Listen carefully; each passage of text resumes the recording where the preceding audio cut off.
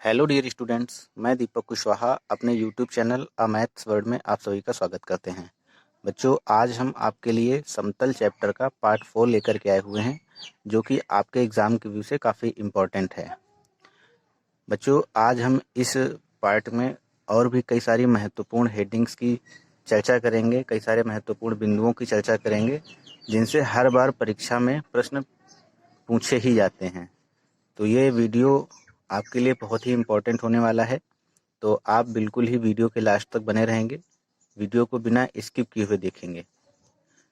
बच्चों, अगर आप इस चैनल पर अभी नए हैं और अगर आपने अभी तक चैनल को सब्सक्राइब नहीं किया है, तो जल्दी ही चैनल को सब्सक्राइब करके बेल आइकन प्रेस कर लें, ताकि हम जब भी कोई नया वीडियो अपलोड करें तो उसका नोटिफिकेशन आपको तुरंत प्राप्त हो।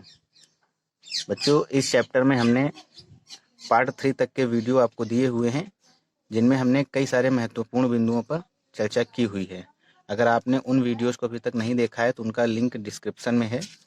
आप प्लेलिस्ट से या डिस्क्रिप्शन से उन वीडियोस को ज़रूर देखें, जिसमें हमने आपको समतल का व्यापक समीकरण ज्ञात करना, मूल बिंदु से जाने वाले समतल का समीकरण ज्ञात करना, एक बिंदु से जाने वाले समतल का समीकरण ज्ञात करना, 3 बिंदु से होकर जाने वाले समतल का समीकरण ज्ञात करना, समतल का लंब रूपी समीकरण क्या होता है, समतल का अंतःखंड रूपी समीकरण क्या होता है, और बच्चों दो समतलों के परिच्छेद से जाने वाले समतल का समीकरण क्या होता है, आदि कई सारी महत्वपूर्ण हेडिंग्स के ऊपर हमने चर्चा की हुई है, जिनसे भी परीक्षा में प्रश्न हमेशा पूछे जाते रहे हैं। तो आप उन वीडियोस को भी स्किप नहीं करेंगे। इस वीडियो को देखने के बाद में आप उन वीडियो को भी ज़रूर देखें, या उन वीडियोस को देखने के बाद में इस वीडियो को देखें। अगर आप उन वीडियोस को पहले देखते हैं तो ये वाला वीडियो आपको पूरी तरह से और बहुत आसानी से समझ में आएगा। तो आइए बच्चों, शुरू करते हैं। आज का जो सबसे पहली महत्वपूर्ण हेडिंग है, उसका नाम है दो समतलों के बीच का कोण ज्ञात करना। हमें कोई दो समतल दिए रहेंगे या दो समतल की इक्वेशंस दी रही होंगी, हमें उनसे पूछा जाएगा कि इनके बीच का एंगल्स क्या होगा। तो बच्चों, इस बीच के कोण को ज्ञात करने में दो कंडीशंस बनती हैं कि जो समतल की समीकरण है लंब रूप में दी गई है या समतल की समीकरण व्यापक रूप में दी गई है। दो कंडीशंस होती हैं। तो हम अभी पहली हेडिंग लेके चल रहे हैं कि यदि समतल का समीकरण जो है वो लंब रूप में दिया हो। लंब रूप क्या होता है बच्चों? लंब रूप जो होता है वो LX plus MY plus NZ बराबर में P, ये जो है समतल का लंब रूप का समीकरण होता है। इसके बारे में हमने आपको पार्ट 2 में बहुत ही विस्तार से बताया हुआ है। तभी हम कह रहे हैं कि आप इन वीडियो को देखने से पहले उन सभी वीडियो को जरूर देखें। तो समतल का जो लंब रूप का समीकरण है, अगर इस रूप में हमें समतल की समीकरण दी हुई है, तब उनके बीच का एंगल क्या होगा। मान लो बच्चों, कोई दो प्लेन हैं। एक प्लेन ये है M, कुछ इस तरीके से रखे हुए हैं। ये मान लो ABCD प्लेन है और ये मान लो CDEF प्लेन है, और इसका हम नाम और भी दे देते हैं, एक M नाम दे देते हैं इसको। यहाँ पे मान लो कोई पॉइंट M है और यहाँ पे कोई पॉइंट N है, जिस पर एक लंब नॉर्मल है, एक अभिलंब है PM। ये लंबवत है बच्चों बिल्कुल, लेकिन समतल का झुकाव कुछ इस तरीके से है कि ये आपको टेढ़ा नजर आ रहा है। और एक यहाँ से समतल पर एक लंब अभिलंब है, ये PN। ये भी कुछ इस तरीके से झुका हुआ है कि ये समतल का जो अभिलंब है वो एक पॉइंट P पर मिलता है। तो यहाँ पर जो एंगल बन रहा है, इस एंगल के बारे में हमें बताना है कि जब लंब रूप में ये प्लेन्स हमें दिए हुए हैं इक्वेशंस, तब इनके बीच का जो एंगल बन रहा है अभिलंब से, ये क्या होगा। तो बिल्कुल ध्यान से बच्चों बने रहेंगे, चूंकि दो समतल की इक्वेशंस हमको दी रही होंगी, तो इसलिए हम मान लेते हैं, माना लंब रूप की दो समतल की समीकरणें निम्न हैं। क्या है बच्चों लंब रूप की समीकरण? पहली मान लिया हमने L1x plus M1y plus N1z बराबर में P1 है। और बच्चों जो दूसरी इक्वेशन है वो L2x plus M2y plus N2z बराबर में P2 है। ये दो इक्वेशंस हैं लंब रूप में। ये यहाँ से यहाँ तक की जो डिस्टेंस है या यहाँ से यहाँ तक जो इसका हमने नाम दिया है वो PM है और ये अभिलंब है और ये PN है। तो इन PM क्योंकि लंब रूप की है तो इनकी दिक्कोज्यां होंगी। तो लिख लीजिए सिंस PM और PN की, सिंस लिख लीजिए माना PM और PN की दिक्कोज्याएं। दिक्कोज्याओं के बारे में अगर बच्चों आप नहीं जानते हैं तो अंतरिक्ष में बिंदु का पार्ट 2 वीडियो आप देखिए प्लेलिस्ट से निकाल के, तो उसमें आपको दिक्कोज्याओं के बारे में पता रहेगा कि दिक्कोज्याएं क्या होती हैं। PM और PN की दिक्कोज्याएं, मान लिया बच्चों पहले वाले समीकरण की जो दिक्कोज्या है वो L1 M1 और N1 है और दूसरे वाले इक्वेशन की जो दिक्कोज्या है वो L2 M2 N2 है। ये L1 M1 N1 क्या है, दिक्कोज्याएं हैं। L2 M2 N2 क्या है, दिक्कोज्याएं हैं। ये पहले वाले इक्वेशन की दिक्कोज्या है और ये बच्चों दूसरे वाले इक्वेशन की दिक्कोज्या है। यदि, लिख लीजिए बच्चों, यदि दोनों समीकरणों के बीच का कोण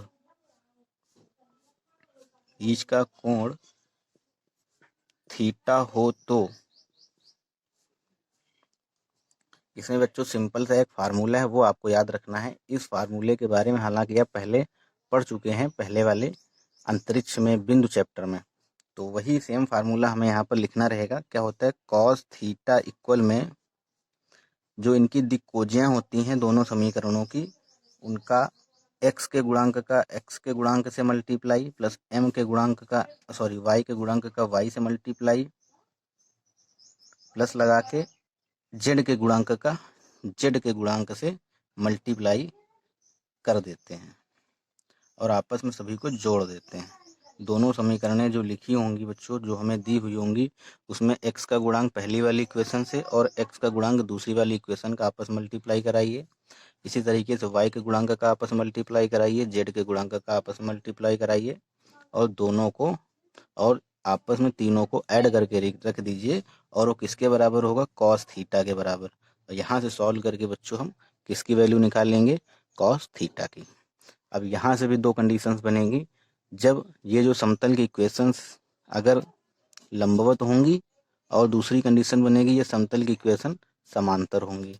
दो कंडीशन है। मान लो पहली आपकी कंडीशन बनी यहाँ पे कि यदि समतल परस्पर लंबवत हो, समतल लंबवत मतलब परपेंडिकुलर हो, तो क्या होगा बच्चों, जब परपेंडिकुलर होंगे प्लेन्स, परपेंडिकुलर की कंडीशन मतलब परपेंडिकुलर यानी कि थीटा की वैल्यू कितनी, 90, तो cos 90 मतलब 0, यानी कि क्या हमें प्रूफ करना है, L1 L2 plus M1 M2 plus N1 N2 equal में हमें क्या प्रूफ करना रहेगा, 0 प्रूफ करना रहेगा। मान लो आपको दो प्लेन्स की इक्वेशन दी गई हैं, कुछ इस तरीके से आपसे कहा जाए कि प्रूफ करिए ये जो समतल की इक्वेशंस हैं ये लंबवत हैं, परपेंडिकुलर हैं एक दूसरे के, तो बस इनके आपस में गुणांकों का मल्टीप्लाई कराइए x y z के और ऐड करके 0 प्रूफ कर दीजिए, सिद्ध हो जाएगा कि ये परपेंडिकुलर हैं। इसी तरीके से बच्चों अगर ये आपसे प्रूफ करने के लिए कहा जाए कि ये जो प्लेन्स की इक्वेशन है ये आपस में समांतर हैं, पैरेलल हैं, तो पैरेलल के लिए क्या होगा, लिख लीजिए, यदि समतल परस्पर समांतर हों, तब हमने आपको बताया था पिछले वाले उसमें सेम कंडीशन लिखनी रहेगी, L1/L2 बराबर में M1/M2 बराबर में N1/N2। आशा करते हैं बच्चों यहाँ तक आपको आसानी से समझ में आया होगा। कुछ भी रटने की ज़रूरत नहीं है, बिल्कुल समझने की ज़रूरत है। दो प्लेन की इक्वेशन है, लंब रूप में दी गई हैं, हमें उनके बीच का एंगल फाइंड करना है। आपस में दिक्कोज्याओं का मल्टीप्लाई कराइए, जोड़ के रख दीजिए कॉस थीटा के बराबर, थीटा की वैल्यू निकाल लीजिए, एंगल आ गया। प्रूफ करना हो कि लंबवत है, दिक्कोज्याओं का आपस में मल्टीप्लाई कराइए, मल्टीप्लाई कराने के बाद जोड़ दीजिए, 0 बराबर प्रूफ कर दीजिए। आपको अगर समानांतर पैरेलल प्रूफ करना हो तो बस जो आपके दिक्कोज्याएं हैं उनका अनुपात निकालिए, आपस में सब बराबर आना चाहिए। L1/L2 M1/N2 बराबर किसके होना चाहिए, N1/N2। इनके सबके ऊपर अभी हम एक एक बेस्ड क्वेश्चन आपको कराएंगे तो आपको आसानी से समझ में आएगा। ठीक बच्चों, तो ये समतलों के बीच का कोण ज्ञात करने का पहली कंडीशन थी कि यदि समतल का समीकरण लंब रूप में हो। बिल्कुल नोट कर लीजिए बच्चों इसको कॉपी में अच्छे से, और ये बहुत ही महत्वपूर्ण हेडिंग है, इसके ऊपर बेस्ड कई सारे क्वेश्चन आपसे पूछे जाते हैं, या तो स्क्रीनशॉट लीजिए या बच्चों नोट कर लीजिए। बच्चों नेक्स्ट कंडीशन है इसकी कि यदि समतल के जो समीकरण है, जो प्लेन की इक्वेशंस हैं, वो आपको जनरल फॉर्म में दी गई हों, व्यापक रूप में दी गई हों, तो बच्चों आप बताइए हमें कि जो प्लेन होता है उसकी जनरल फॉर्म क्या होती है। जो प्लेन की जनरल फॉर्म होती है वो चाहिए होती है ax plus B Y plus C Z plus में डी बराबर में 0। यही तो क्या होती है बच्चों, ये आपकी जनरल फॉर्म होती है, व्यापक फॉर्म होती है। लिख लीजिए general form of the plane. हालांकि आप पढ़ चुके हैं, अगर आपने वीडियो नहीं देखा है तभी आपको ये समझ में नहीं आएगा, पहले की वीडियो अगर नहीं देखें।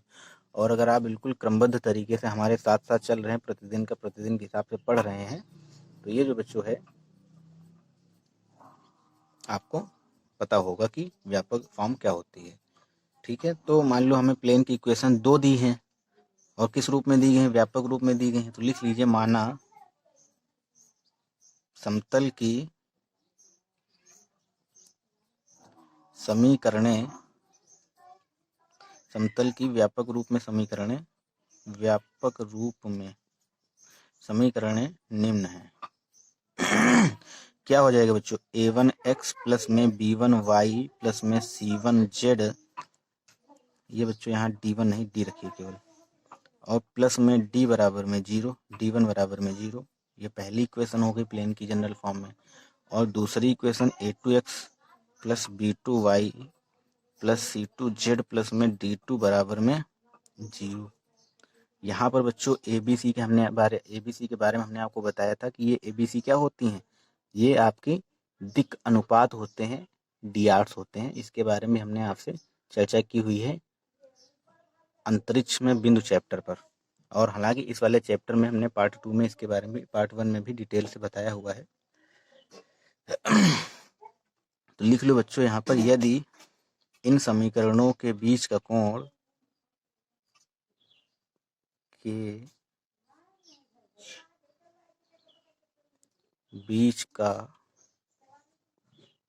कोण थीटा हो तो बच्चों फार्मूला होता है। हालांकि इस फार्मूले से आप बिल्कुल भी अनजान नहीं है, ये आप अंतरिक्ष में बिंदु में पढ़ चुके हैं इस फार्मूले को। हम यहाँ पर प्रूफ इसका नहीं कराएंगे, आप प्रूफ वहाँ से देख लीजिएगा। a1 a2 b1 b2 plus c1 c2 upon में पहले के अंदर हो जाता है बच्चों a1 square plus b1 square plus c1 square, और मल्टीप्लाई में दूसरे रूट के अंदर a2 square plus b2 square plus c2 square. ये आपका फार्मूला होता है दो समतलों के बीच के कोण को ज्ञात करने का, जब हमें समतल की इक्वेशंस व्यापक रूप में दी हुई हो।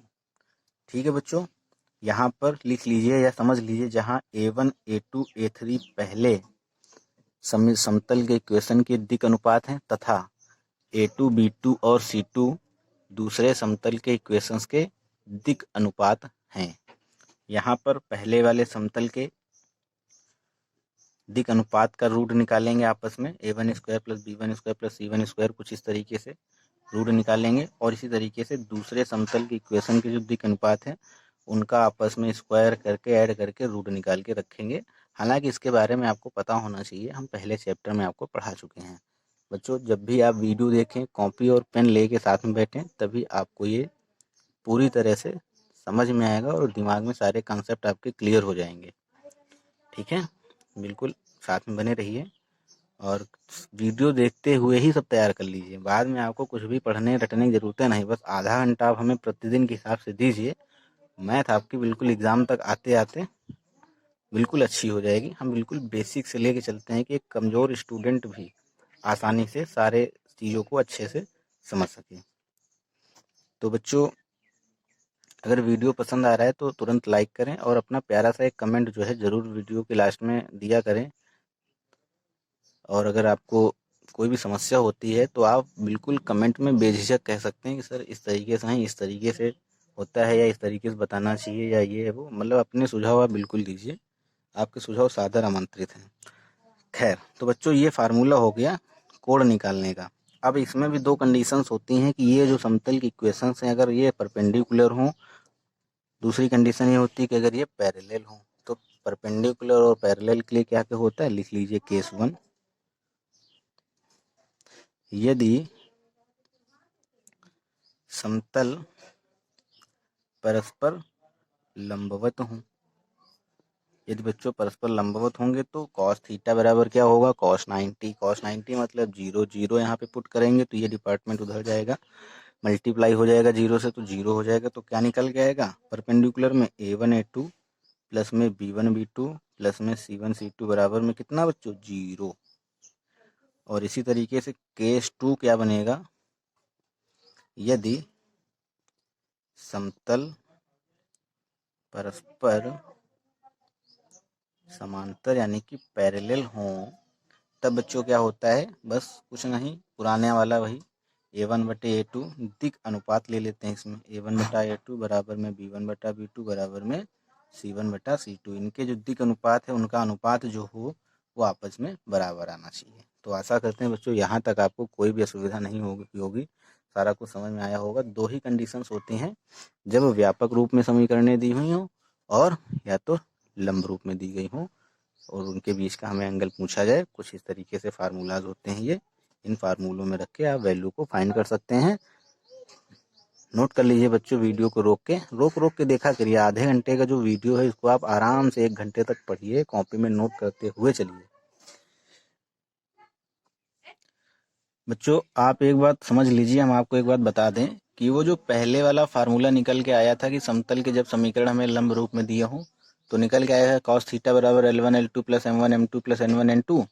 और अभी जब ये हमें दिया गया व्यापक रूप में तब फार्मूला हमारा ये निकल के आया है। तो हम आपको बता दें बच्चों कि इन और उन दोनों फार्मूलों में किसी भी तरीके का कोई डिफरेंस नहीं होता है, बस थोड़ा सा समझने का फेर होता है कि डायरेक्टली हम इस फार्मूले को रख सकते हैं और बाकी अगर वो वाला दिया गया तो उसमें भी करना हमको यही रहेगा। हमें जो इक्वेशंस दी रहेंगे, अब आप कहोगे सर इक्वेशन हमें जो समतल की दी गई हैं हम पहचानेंगे कैसे कि लंब रूप की हैं कि मतलब नॉर्मल रूप की हैं या जनरल रूप की हैं, तो कैसे जनरल फॉर्म पहचानेंगे कि वो है। तो आप बस मान के यही चलिए, जब तक आपसे कहा ना जाए कि ये लंब है या लंब रूप में है या लंबवत हैं, तब तक आप मान के चलिए कि वो हमें जनरल फॉर्म में ही इक्वेशंस दी गई हैं और हम डायरेक्टली बस इस फार्मूले का यूज करेंगे। और अगर उसमें बोला जाता है तो आप directly N1 L2 L1 L2 M2 वगैरह की जो वैल्यू आप निकालेंगे तो वो निकलेंगी यहीं से ही, A1 A2 A3 से ही निकलती, क्योंकि L का फार्मूला होता है दिक अनुपात और दिक कोज्या में जो संबंध का फार्मूला होता है वो यही होता है कि L बराबर में A/रूट के अंदर A² plus B² plus C²। तो ये वहीं से वैल्यू आई है निकल के। L1 के स्थान पे A1 रखा गया बटे A रूट के अंदर A1² प्लस B1²। इसी तरीके से एलसीएम वगैरह लेके जब सॉल्व, पहला आप वीडियो देखेंगे अंतरिक्ष बिंदु का तब आपको समझ में आएगा कि इसमें ये जो फार्मूला बना है वो उसी फार्मूले से बन के आया हुआ है, इस वाले फार्मूले से। तो जब तक आपसे कहा ना जाए इक्वेशन में कि भाई ये लंब रूप वाला है या कैसा है, तो आप बिल्कुल ही अपने मन से समझिए उस बात को कि हमें ऐसे ही दिया हुआ है, जनरल फॉर्म में ही दिया हुआ है। तो फार्मूला ये जो लिखा हुआ है ये तो लंब रूप के लिए था थीटा निकालने का, लेकिन जो L1 की, बच्चों आपको जरा सा भी कंफ्यूज नहीं होना है। अभी हम आपको क्वेश्चन कराएंगे तब आपको सारे कॉन्सेप्ट क्लियर हो जाएंगे। अगर आपको लग रहा है कि हमने आपको थोड़ा सा भी कंफ्यूज किया तो आप बिल्कुल कंफ्यूज मत होइए। बस हम आपसे ये कहना चाहते हैं कि ये वाला फार्मूला और ये वाला फार्मूला दोनों होते एक ही हैं, क्योंकि ये फार्मूला जो है इसी से बन के आया हुआ है। अभी हम आपको क्वेश्चंस कराएंगे 2-4, तब आपको ये सारा का सारा कुछ समझ में आएगा। बस वीडियो के लास्ट तक बने रहिएगा। आइए क्वेश्चन कराते हैं बच्चों आपको। मान लो बच्चों आपको क्वेश्चन दिया गया है, दो समतल की इक्वेशंस हैं 2x plus Y minus 2z plus 6 बराबर 0 और दूसरी इक्वेशन है 2x minus 3y plus 6z plus 18 बराबर में 0। हमें इन दोनों प्लेन्स के बीच का एंगल फाइंड आउट करना है। तो आप समझ लीजिए, या आप इसको जनरल फॉर्म मान लीजिए या आप इसको नॉर्मल फॉर्म मान लीजिए, आंसर दोनों से मैच करिएगा। चलो मान लेते हैं कि ये, आप बताइए हम क्या मान के चलें, जनरल फॉर्म मान के चलें, ठीक है पक्का? चलिए ठीक बच्चों, मान लीजिए कि जनरल फॉर्म में दिया गया, जैसे पहली इक्वेशन है 2x प्लस में y माइनस 2z प्लस में 6 इक्वल में 0, इक्वेशन नंबर फर्स्ट है। और दूसरी दी गई है 2x माइनस में 3y प्लस में 6z प्लस में 18 बराबर में 0 इक्वेशन नंबर 2। तो बच्चों बताइए पहली वाली इक्वेशन से a1 क्या आ जाएगा, a1 बराबर है 2, b1 बराबर है 1 और c1 बराबर में क्या है -2। d1 से कोई लेना देना नहीं है, हालांकि लिखना चाहो तो लिख लो, d1 बराबर +6 और यहाँ से इस वाली इक्वेशन से a2 बराबर में है क्या 2, b2 बराबर में है क्या -3, c2 बराबर में क्या है 6 और d2 बराबर में है 18। बच्चों जब हम इसको ये मान के चलें कि ये हमें दिक् अनुपात दिए गए हैं, डायरेक्शन रेशियो दिए गए हैं या जनरल फॉर्म में इक्वेशन दी गई है, तब दोनों के बीच का एंगल फाइंड करने का क्या फार्मूला होता है। वेरी गुड बेटा, यही होता है ना, cos थीटा बराबर में a1 a2 प्लस में b1 b2 प्लस में c1 c2 और बटा में पहले रूट के अंदर a1 स्क्वायर प्लस में b1 स्क्वायर प्लस में c1 स्क्वायर। बच्चों आपको फार्मूले रट गए होंगे बिल्कुल, इतनी बार हमने लिखाया है यहाँ पे, a2 स्क्वायर प्लस में b2 स्क्वायर और प्लस में c2 स्क्वायर। चलिए थोड़ा सा आगे और सॉल्व कर लेते, बस क्लास 5th स्टैंडर्ड का क्वेश्चन बन गया और आप तो हाई स्टैंडर्ड में हैं, तो आसानी से देखते ही आंसर आपको बता देना है। नहीं बता पा रहे, चलिए कोई बात नहीं, 5th स्टैंडर्ड के हिसाब से सॉल्व कर लेते हैं। रखिए वैल्यू a1 की 2 है, a2 की वैल्यू रखिए 2 है, प्लस b1 की वैल्यू रखिए 1 है, b2 की वैल्यू रखिए -3 है, प्लस c1 की वैल्यू रखिए क्या है -2 है और c2 की वैल्यू रखिए, c2 की वैल्यू क्या है 6 है। अपॉन में पहले रूट के अंदर क्या आएगा बच्चों, 2 का स्क्वायर यानी कि 4, 1 का स्क्वायर 1, फिर -2 का स्क्वायर 4, फिर गुणा के अंदर दूसरे रूट के अंदर a2 स्क्वायर का मतलब 2 का स्क्वायर 4 प्लस b2 स्क्वायर का मतलब 3 का स्क्वायर 9, c2 स्क्वायर का मतलब 6 का स्क्वायर यानी कि 36। क्या हो जाएगा बच्चों, ऊपर हो जाएगा 4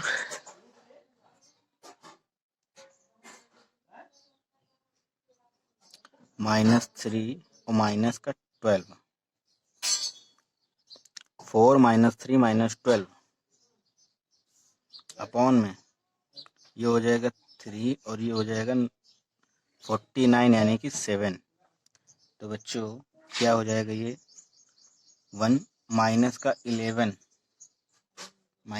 ही तो बचेगा, 4 से 3 1 बचा और 1 -12 यानी कि -11 अपॉन में 21। और इधर क्या है बच्चों cos थीटा, यानी कि थीटा बराबर क्या आ जाएगा cos इनवर्स -11 अपॉन में 21। यही आपका बच्चों छोटा सा आंसर है। आशा करते हैं यहाँ तक आपको समझ में आया होगा। ये तो खैर 2-2 नंबर में प्रश्न पूछे जाते हैं, इतना 5-5 नंबर में ये नहीं आते। इसी के आगे कुछ अगर बढ़ा दिया जाए 2-4 स्टेप तक तो वो 5 नंबर में आते हैं। कैसे आएंगे प्रश्न अभी हम आपको करा रहे हैं 5 नंबर के लिए जो इम्पोर्टेंट होंगे, लेकिन पहले आप बिल्कुल बेसिक से कॉन्सेप्ट समझ लीजिए कि क्वेश्चन हमें करना कैसे रहेगा। बच्चों बिल्कुल सेम पैटर्न पर एक क्वेश्चन है जो कि हम आप सभी को होमवर्क के लिए दे रहे हैं। सभी बच्चों की सॉल्व करके इसका आंसर हमें व्हाट्सएप पर भेजना है। और जो कॉलेज के बाहर के स्टूडेंट हैं, हाँ तो बच्चों हम ये कह रहे थे कि हाँ ये आपको क्वेश्चन दिया हुआ है, समतलों इनके बीच का हमें कोण बताना है। बताना कि हमें प्रूव करना है कि न्यून कोण है। न्यून कोण का मतलब तो आप जानते ही हैं क्या होता है। न्यून कोण का मतलब होता है 90 एंगल से कम होना चाहिए, 90 एंगल से कम होना चाहिए जो भी थीटा निकल के आए।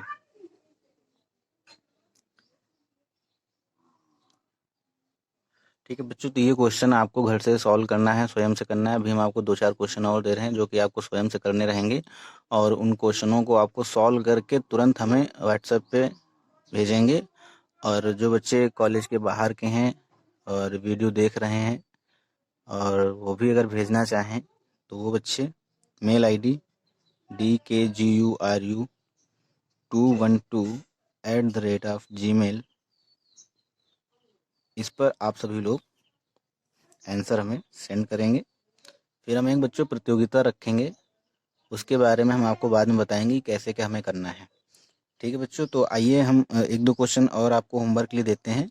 इसके पहले हम आपको एक बात बताना चाहेंगे, हमारे एक बहुत अच्छे स्टूडेंट का हमारे पास कॉल आया था, वो कह रहे थे कि सर आपका जो चैनल है द मैथ्स वर्ल्ड, इस नाम से यूट्यूब पर एक और चैनल है, तो आप अगर चाहें तो चैनल का नाम थोड़ा सा चेंज कर दीजिए, क्योंकि एक ही नाम से दो चैनल हो तो थोड़ा सही नहीं लगता है, सही नहीं होगा आने वाले टाइम के लिए।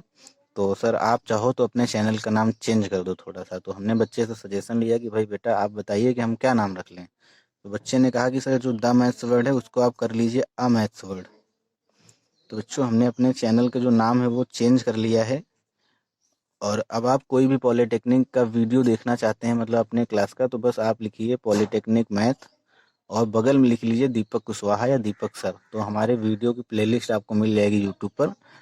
तो आप लोगों के सहयोग से हमें यूट्यूब पर बच्चों थोड़ी सी जगह मिली है कि सर्च करने से कम हमारा नाम और हमारे वीडियो जो है निकल के आने लगे हैं। तो बच्चों इसी तरीके से बस सहयोग करते रहिए और वीडियो को लाइक करते रहिए और ज़्यादा से ज़्यादा लोगों में शेयर करते रहिए। और चलिए ठीक है बच्चों, ये सब बातें तो होती रहती हैं, सब्सक्राइब और लाइक वाइक, इससे खैर हमें विशेष कोई लेना देना नहीं है। हालांकि लेना देना थोड़ा बहुत है लेकिन उतना नहीं है। मेन टारगेट है आपकी पढ़ाई कैसे हो, पहले वो बातें हम कर लेते हैं। जब आज का सारा मटेरियल कंप्लीट हो जाएगा फिर हम आपको बताएंगे कैसे क्या, या फिर इस पर चर्चा करेंगे।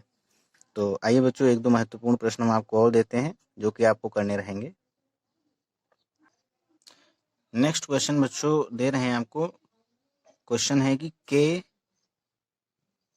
के किस मान के लिए समतल, मान लो समतल की आपको इक्वेशन दी गई है 4x प्लस में 6y माइनस में 2z बराबर में 8, और दूसरी एक इक्वेशन दी गई है 2x, मान लो ये दिया गया 3y प्लस में kz इक्वल में 12, परस्पर पहला आपको दिया गया है कि लंबवत है और दूसरा क्या है, परस्पर समांतर है।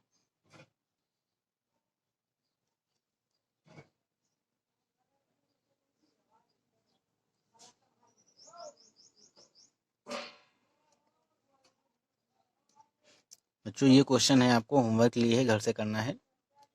एक क्वेश्चन हम आपको करा रहे हैं, थोड़ा सा सही है और पिछली बार की परीक्षा में पूछा भी जा चुका है। तो ये दो क्वेश्चन हैं बच्चों, इन्हें आपको स्वयं से करके हमें आंसर जो है व्हाट्सएप या मेल पर भेजना है। सभी बच्चे, जितने बच्चे वीडियो देखेंगे सभी बच्चों को भेजना रहेगा। चलिए एक क्वेश्चन आपको हम दे रहे हैं जो कि इम्पोर्टेंट है और पूछा जा चुका है, इसी पैटर्न पर है।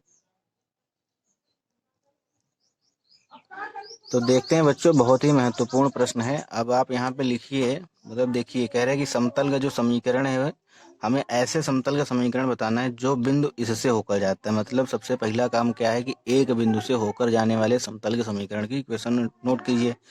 लिखिए, क्या लिखेंगे बच्चों, बिंदु 1, 2, 4 से होकर जाने वाले समतल का समीकरण। बताइए बच्चों क्या होता है एक बिंदु से होकर जाने वाले समतल का समीकरण।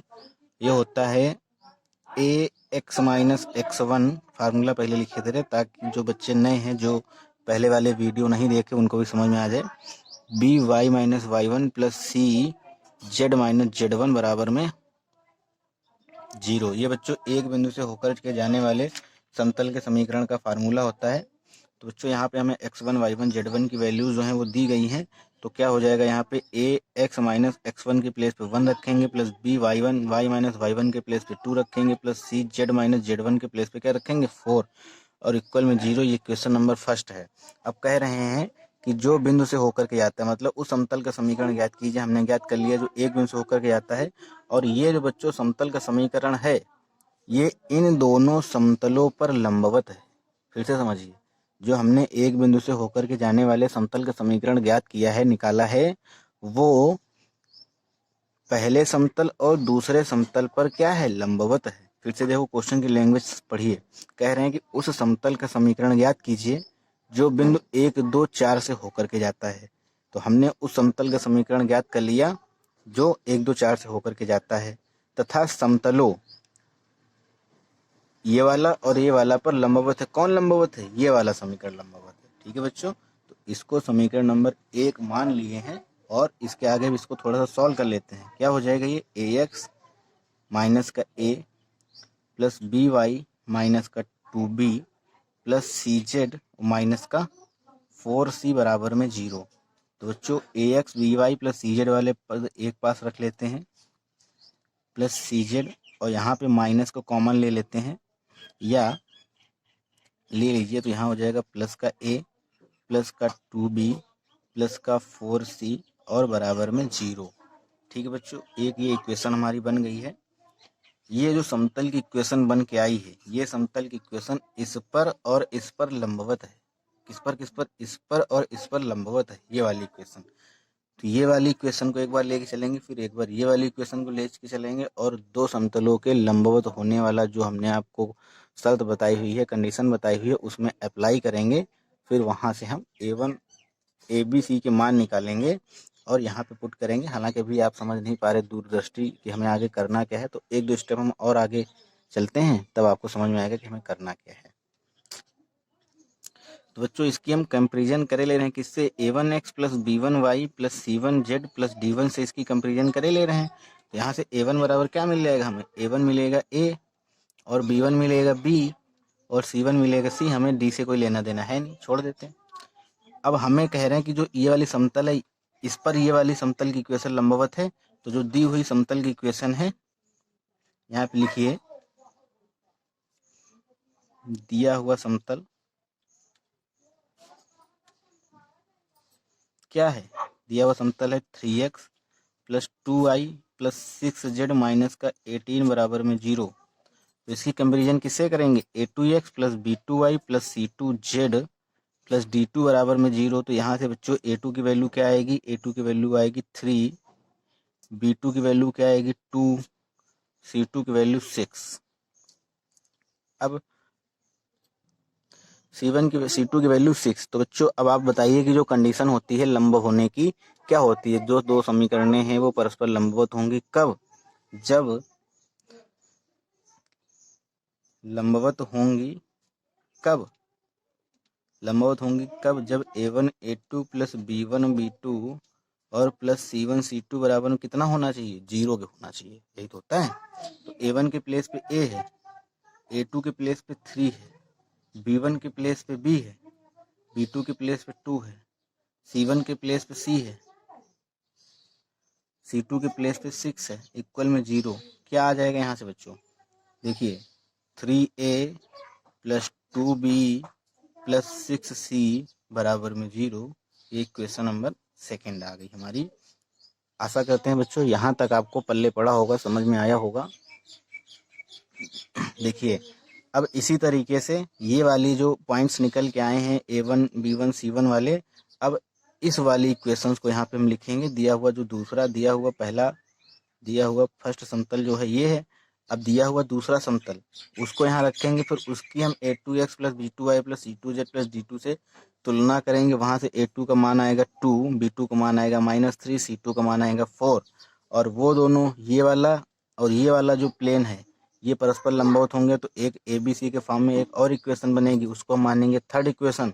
और सेकेंड और थर्ड को जब हम सॉल्व करेंगे वज्र गुणनखंड विधि से, तो बच्चों हमें ABC की वैल्यू मिलेगी। और जो ABC की वैल्यू हमें मिलेगी वो हम इक्वेशन नंबर फर्स्ट में हम रखेंगे। रखने पर इसको सॉल्व करेंगे, फिर ax plus by plus cz के रूप में जो हमें इक्वेशन मिलेगी वही बच्चों प्लेन की इक्वेशन होगी। आशा करते हैं यहाँ तक आपको समझ में आया होगा। आइए इसको हम कंप्लीट कर लेते हैं। तो बच्चों देखते हैं दूसरा जो समतल का इक्वेशन हमें दिया गया है यहाँ पे क्या है, वो है 2x माइनस का 3y प्लस में 4z और इक्वल में 10। इसकी हम इक्वल में 10 है, बराबर की साइड ले आओ, माइनस में 10 बराबर में 0। इसकी तुलना करोगे किससे, a2x plus b2y plus c2z plus d2 बराबर में 0 से। तो यहाँ से हमें a2 की वैल्यू क्या मिल जाएगी, a2 की वैल्यू मिलेगी बच्चों 2, b2 की वैल्यू मिलेगी -3, c2 की वैल्यू क्या मिलेगी c2 की वैल्यू क्या है यहाँ पे 4, c2 की वैल्यू 4। बस लंबवत होंगी क्या, जब a1 a2 plus b1 b2 plus c1 c2 बराबर में 0। तो बच्चों a1 के प्लेस पे a है, a2 के प्लेस पे 2 है, b1 के प्लेस पे b है, B2 के प्लेस पे -3 है, C1 के प्लेस पे C है, C2 के प्लेस पे 4 है, बराबर में 0। तो बच्चों इसे जब हम सॉल्व करेंगे क्या हमें मिलेगा, 2A माइनस 3B प्लस का 4C इक्वल में 0। ये इक्वेशन नंबर 3।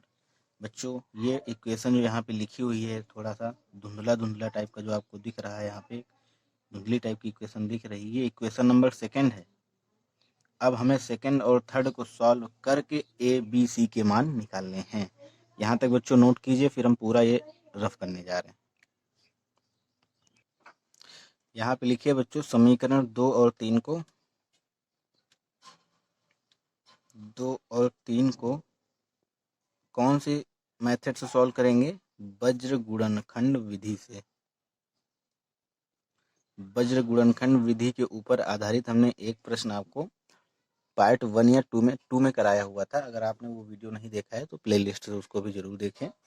बच्चों हमने बताया हुआ है 3 अननोन हो और समीकरण हमारे पास 2 हो, हमें वैल्यू किसी 3 की निकालनी हो, समीकरण 2 हो, तब कैसे निकालते हैं, इसके लिए हम वज्र गुणनखंड विधि का प्रयोग करते हैं। बच्चों कैसे करेंगे, यहाँ का जो गुणांक है, यहाँ का जो गुणांक है, यहाँ का जो गुणांक है, मतलब A, B और C, इनको हम ऐसे लिख लेते हैं, A, B, C सबके नीचे बटा बराबर में बटा बराबर में बटा।